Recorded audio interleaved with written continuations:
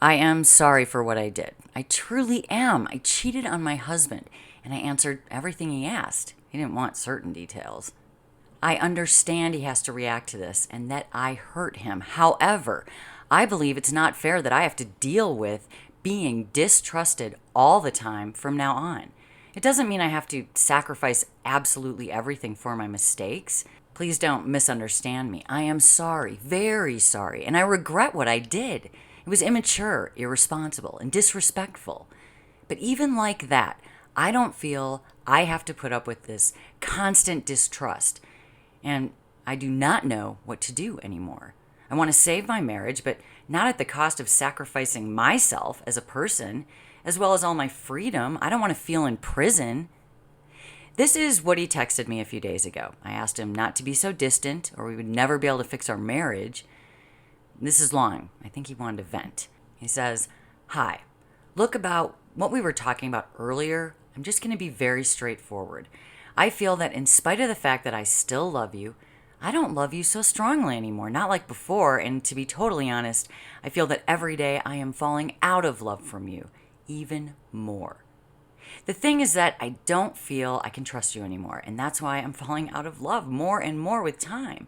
And it's even worse if we consider all the horrible things you've done to me, the way you have treated me, and how you treat me still at times. I'm just going to be very frank. I think that everything that comes out of your mouth is a lie, or you're telling me things partially only, or you're concealing information. I mean, you have secrets and don't tell me about them, or you just argue that you're still entitled to your privacy, and they are private things. And even if you don't like it, if you are honest and leave your pride aside for a second, you know that I am more than justified to have this perception. The truth is that since you've cheated twice, it's very difficult or practically impossible for me to trust you again. To me, it's very frustrating, and I feel like an idiot. I feel stupid, like a moron or a cuckold. By now, I hope you understand how I feel.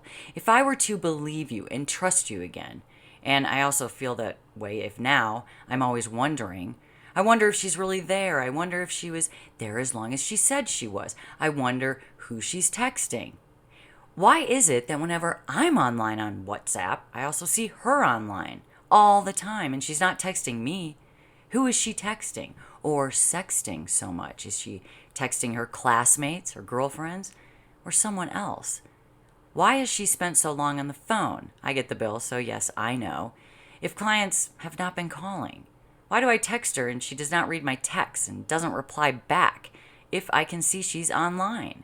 And 1,000 more things like those ones, which I would not even have wondered about before. And now I've reached the point where I'm debating myself on whether I should spy on you or place little traps to know if you're cheating or lying or even worse. I've even considered the possibility of hiring a PI to follow your ass everywhere and collect evidence or that kind of stuff. However, I make it clear that I have not done it and I'm not going to, spy on you or anything like that. Not because I don't feel justified, because I do. Even if you disagree, I do feel justified, very justified to do so. I don't do it because I have self-respect.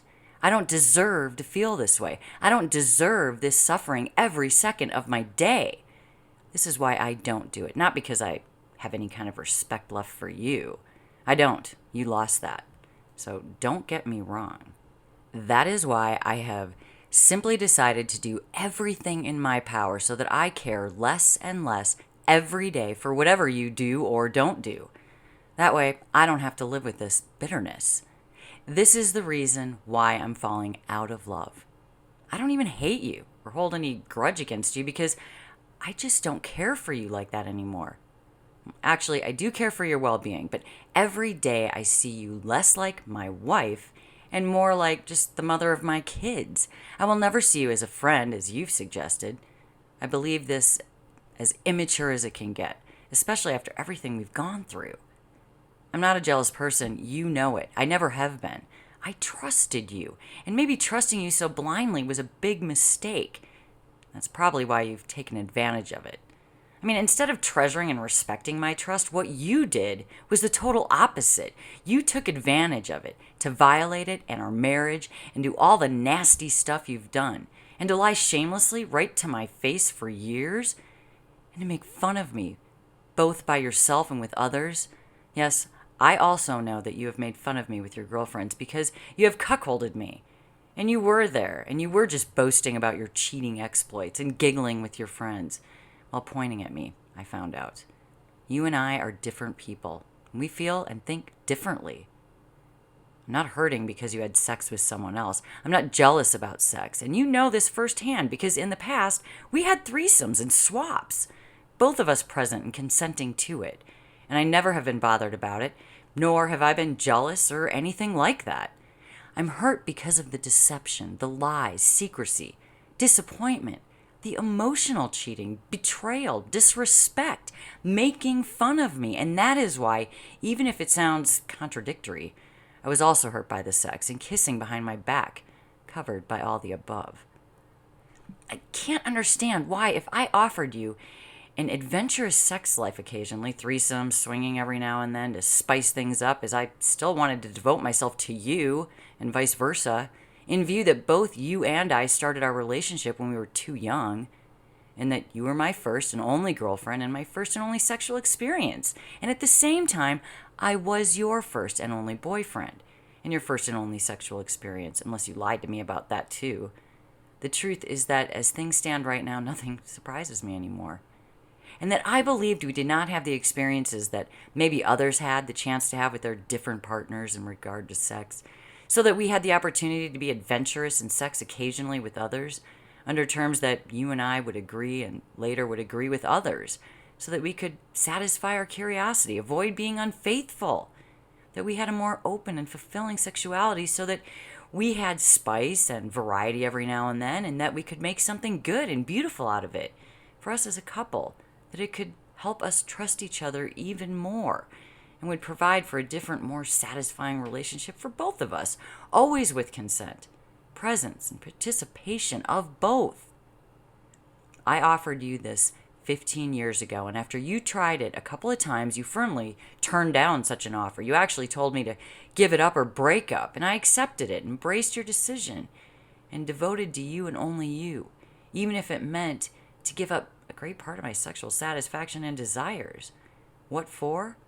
Only for you to go and do exactly what you said you didn't want to do. Yes, that's right. You went and slept with others. Not one, not two, not 3 times. Only God knows how many people you slept with and how many times with each. The first time you cheated 11 years ago. And the worst is that it was not something we shared as a couple, quite the opposite. It was something selfish and full of betrayal, something hurtful and disrespectful, humiliating, along with so many other awful and mean things. I lost 15 years of my sexuality. Not 1, not 2, but 15. And not only of sexuality, but more importantly, of what I invested emotionally in this relationship. I already forgave you once for the horrible cheating 11 years ago, but which now I remember as yesterday. And why? Yes, that's right, because you cheated again 1 year ago, and I just found out 2 months ago. Only you know how many times you've cheated, or if you're still cheating. You say just those 2, but I can't and won't believe you anymore. You had me fooled all these years, as now I discovered so many things about your first cheating that if I had known then, I would have assessed more carefully if I would take your cheating ass back. And now you cheated again? Come on. Shame on you. But twice, shame on me. You used, and I see things. I still use 2 different criteria to measure ethics and morality. One for me, I'm the worst for wanting to experience sex with others as something I could share and enjoy with my wife.